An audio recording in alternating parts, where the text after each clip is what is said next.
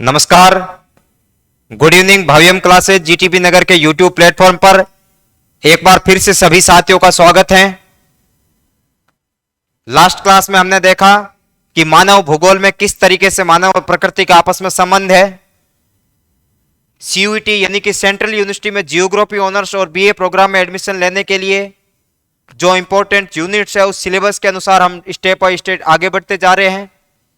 कल हमने पहले यूनिट के बारे में चर्चा की जो था मानव भूगोल यानी कि ह्यूमन जियोग्राफी। आज हम दूसरी यूनिट के बारे में डिस्कस करेंगे जो है विश्व जनसंख्या वितरण घनत्व और वृद्धि, यानी कि जो पॉपुलेशन है वर्ल्ड की वो कहां पर किस तरीके से उसका वितरण है, उसकी डेंसिटी क्या होती है, घनत्व क्या होता है और वृद्धि किस तरीके से होती है, ऋणात्मक वृद्धि क्या होती है, धनात्मक वृद्धि क्या होती है और जो वितरण को प्रभावित करने वाले कारक कौन कौन से हैं, क्योंकि इसमें से सीयूईटी में हर साल एक या दो क्वेश्चन इंपॉर्टेंट आप लोगों के आते हैं। तो आइए जानते हैं कि जनसंख्या की घनत्व किस तरीके से है। तो इस ड्यूरिंग सबसे पहले तो हम ये जानते हैं कि किसी भी देश की जो सबसे इंपॉर्टेंट थीम होती है, यानी कि कहीं भी गांव शहर समाज वहां के निवास करने वाले लोग हैं वही उस देश या उस समाज की असली पहचान होते हैं। तो जनसंख्या वितरण वृद्धि और घनत्व के अंदर सबसे पहले हम जानेंगे जनसंख्या घनत्व यानी कि पॉपुलेशन डेंसिटी। जनसंख्या घनत्व किसे कहते हैं, किस आधार पर हम जनसंख्या के घनत्व को नापते हैं। तो अगर जियोग्राफी के अनुसार अगर हम देखें तो किसी एक वर्ग किलोमीटर के अंदर यानी कि प्रति 1 किलोमीटर के अंदर निवास करने वाले लोगों की जो संख्या है उसको हम जनसंख्या घनत्व के रूप में जानते हैं। किसे कहेंगे जनसंख्या घनत्व? प्रति वर्ग इकाई किलोमीटर में रहने वाले लोगों की संख्या को जनसंख्या घनत्व कहते हैं। जनसंख्या घनत्व को नापने का जो सूत्र है वो है जनसंख्या बटे क्षेत्रफल, यानी कि किसी भी क्षेत्र की जितनी भी जनसंख्या है उसको वहां रहने, फॉर एग्जांपल किसी क्षेत्र की जनसंख्या 1.5 लाख है, कितनी 1.5 लाख, और मान लो कि वहां पर 100 वर्ग किलोमीटर क्षेत्र में 1.5 लाख लोग रहते हैं, तो जनसंख्या घनत्व क्या होगा? 1500 व्यक्ति प्रति वर्ग किलोमीटर होगा साथियों। कितना? 1500 व्यक्ति प्रति वर्ग किलोमीटर, यानी कि जनसंख्या घनत्व हम उसको कहते हैं प्रति वर्ग इकाई किलोमीटर में रहने वाले लोगों की संख्या को जनसंख्या घनत्व कहते हैं। जनसंख्या घनत्व को नापते इस तरीके से हैं, ये सूत्र है और ये एग्जाम्पल के थ्रू हमने देखा। आगे हम देखेंगे कि जनसंख्या वितरण को कौन कौन से कारक प्रभावित करते हैं, क्योंकि हम देखते हैं कि कहीं पर जनसंख्या बहुत ज्यादा है, जैसे दिल्ली एनसीआर की बात करें या कई ऐसे जैसे राजस्थान के डेजर्ट या लेह लद्दाख के डेजर्ट की बात करें तो वहां पे विरल जनसंख्या यानी कि कम जनसंख्या पाई जाती है। तो जनसंख्या के वितरण को वो कौन कौन से कारक है जो पूरे विश्व के लोगों को प्रभावित करते हैं। तो उनमें सबसे पहला है भौगोलिक कारक, यानी कि जियोग्राफिकल फैक्टर कौन कौन से है। तो उसके अंदर सबसे पहले हम देखते हैं कि जल की उपलब्धता, यानी कि जल है वो मानव जीवन के लिए सबसे महत्वपूर्ण है, पीने के लिए, खाने के लिए, नहाने के लिए, कपड़े धोने के लिए, उन सभी चीजों के लिए, या पशुओं को पिलाने के लिए, उद्योगों के लिए, तो सबसे महत्वपूर्ण जल है वो संसाधन है। तो जल की उपलब्धता यानी कि जहां पर जल आसानी से उपलब्ध होगा, जाहिर सी बात है जल जब मनुष्य के जीवन के लिए सबसे इंपॉर्टेंट चीज है, तो जहां जल इजीली अवेलेबल होगा वहां पे लोगों की या फिर लोग वहां पर बसने को ज्यादा वरीयता देते हैं। तो जियोग्राफिकल फैक्टर के अंदर अंदर हम देखेंगे, आप लोगों से सीयूईटी के अंदर ये क्वेश्चन पूछ लिया कि निम्न में से कौन कौन से भौगोलिक कारक हैं जो जनसंख्या के वितरण को प्रभावित करते हैं, तो वहां पर सबसे पहले आता है जल की उपलब्धता, यानी कि जहां पर जल इजीली लोगों को अवेलेबल हो जाए वहां पर लोग बसने को ज्यादा वरीयता देते हैं। सेकंड फैक्टर है भू आकृति, यानी कि कहीं पर हम देखते हैं कि समतल मैदानी भाग है, कहीं पर पहाड़ है, कहीं पर मरुस्थल है, तो जो भू आकृति फैक्टर है वो भी लोगों के बसाव का, जो लोगों के जनसंख्या वितरण को प्रभावित करती है। क्यों? कि जहां पर मंद ढाल है वहां पर लोग ज्यादा रहेंगे, मैदानी क्षेत्रों में ज्यादा रहेंगे। क्यों? क्योंकि सड़क बनाने के लिए समतल भूमि जरूरी होती है, पहाड़ों में अपेक्षाकृत बिजली की पोल भी हम रोप नहीं पाते हैं, नेटवर्क प्रॉब्लम रहती है, तो विभिन्न कारण हैं जो भू आकृति के अंतर्गत हम देखते हैं। तीसरा जो सबसे महत्वपूर्ण कारण है वो है जलवायु, यानी कि क्लाइमेट। किसी क्षेत्र में आप रह रहे हो तो वहां की क्लाइमेट कैसी है। फॉर एग्जाम्पल हम राजस्थान के जैसलमेर की बात करें तो वहां पे उष्ण यानी कि जो गर्म जलवायु है, तो जाहिर सी बात है वहां पे लोग कम रहना पसंद करेंगे।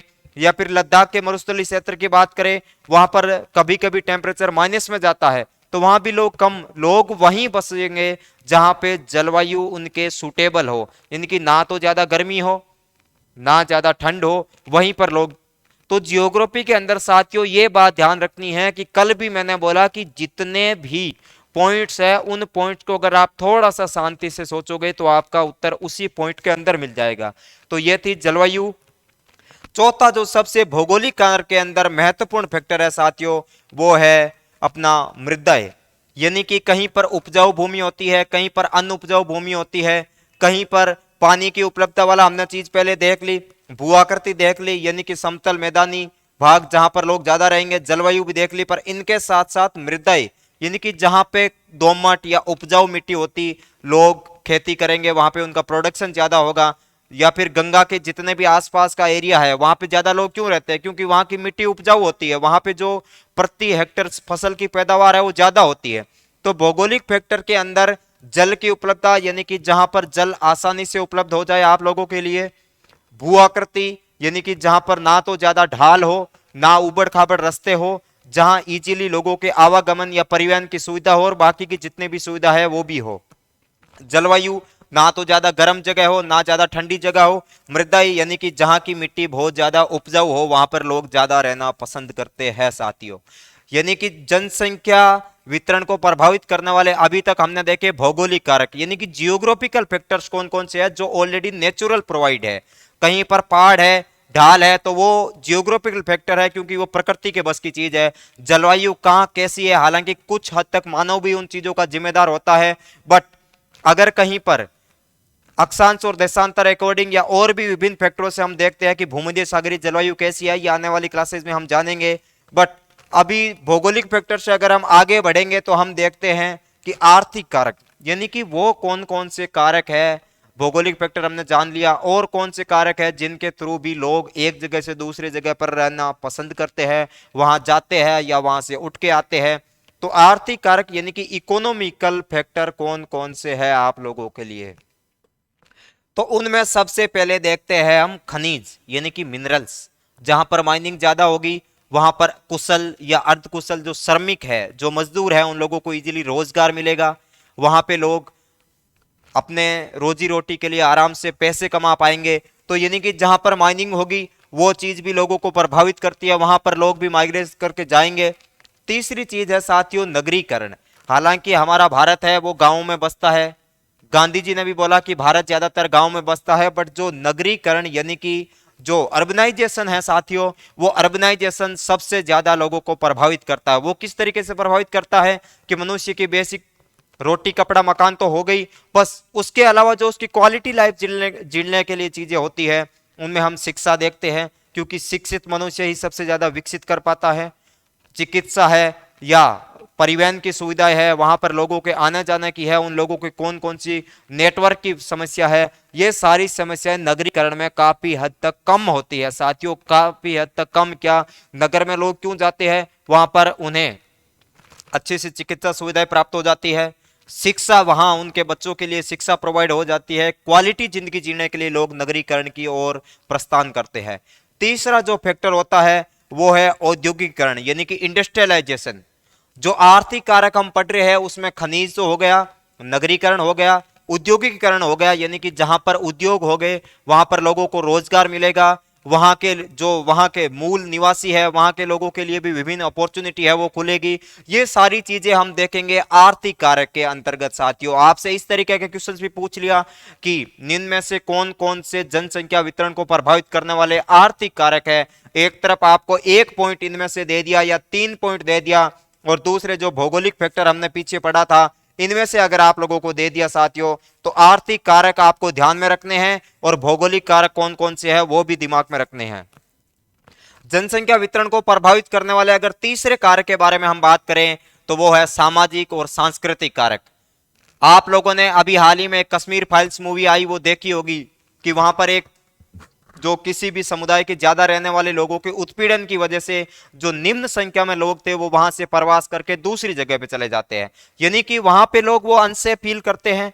तो जहां पर वो लोग सेफ फील करते हैं वहां पर वो लोग प्रवास कर जाते हैं। तो ये सामाजिक और सांस्कृतिक कारण, यानी कि धार्मिक वजह भी हो सकती है उसकी, वहां उन लोगों के धर्म या उन लोगों की जो परंपरा है उन लोगों की सुरक्षा नहीं हो पाती है, तो वो वहां ऐसी जगह पर रहने को मजबूर हो जाते हैं। तो जनसंख्या वितरण के लिए सामाजिक और सांस्कृतिक कारक में ये चीजें आती है साथियों। अगर हम आगे चर्चा करें तो हम वो देखेंगे कि जनसंख्या की वृद्धि कैसे होती है, यानी कि एक पॉपुलेशन है उस पॉपुलेशन में ग्रोथ कैसे होती है साथियों। क्यों? क्योंकि जनसंख्या एक निश्चित समयावधि में लोगों की संख्या में परिवर्तन, मान लो कि किसी जगह पर आज 10 लोग रह रहे हैं, वहां पे कल 15 लोग रह रहे हैं, तो इसको हम क्या कहेंगे? इसको हम जनसंख्या वृद्धि कहेंगे। ये जनसंख्या वृद्धि ऋणात्मक भी हो सकती है, धनात्मक भी हो सकती है, ये हम आगे की स्लाइड के बारे में जानेंगे। मान लो कि भारत की जनसंख्या 2001 में 102.70 करोड़ थी साथियों, 2011 में कितनी थी? 121.5 करोड़, और जो 2021 का आंकड़ा है साथियों उसके अनुसार 139.34 सीआर है जो भारत की जनसंख्या, यानी कि जनसंख्या निरंतर वृद्धि हो रही है, जनसंख्या में ग्रोथ हो रही है। तो जनसंख्या की वृद्धि किसको कहेंगे? कि 2001 से 2011 एक निश्चित समय अंतराल था, निश्चित समय अंतराल के ड्यूरिंग भारत की जनसंख्या बढ़ी। 2011 से 2021 यह भी एक निश्चित यानी कि फिक्स टाइम है, इस ड्यूरेशन के अंतर्गत जनसंख्या बढ़ी। तो जनसंख्या वृद्धि की जो डेफिनेशन है साथियों वो आपको दिमाग में रखनी है कि एक फिक्स टाइम ड्यूरेशन में लोगों की संख्या में जो परिवर्तन आता है उसको हम जनसंख्या वृद्धि के तौर पे देख सकते हैं। क्योंकि जनसंख्या वृद्धि हो सकता है नेगेटिव भी हो सकती है, पॉजिटिव भी हो सकती है, वो कैसे होती है ये हम आगे जानेंगे साथियों। आगे अगर हम देखेंगे कि जनसंख्या वृद्धि दर क्या होती है, यानी कि किस रेशियो के अकॉर्डिंग जनसंख्या में परिवर्तन होता है, ये परसेंट में व्यक्त किया जाता है साथियों।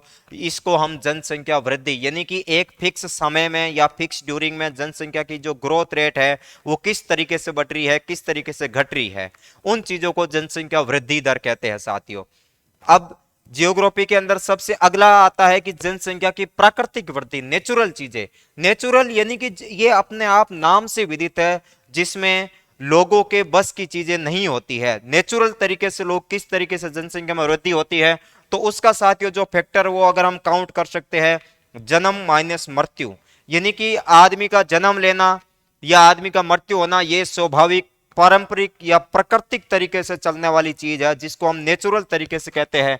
तो प्राकृतिक वृद्धि को हम कैसे जानेंगे? कि कहीं पर इतने लोगों का जन्म हुआ है, यानी कि एक साल में इतने बच्चों का जन्म हुआ है और इतने लोगों की मृत्यु हुई है, तो जन्म माइनस मृत्यु अगर हम देखेंगे तो उसके तहत हमारी जनसंख्या की प्राकृतिक वृद्धि है वो आ जाएगी साथियों।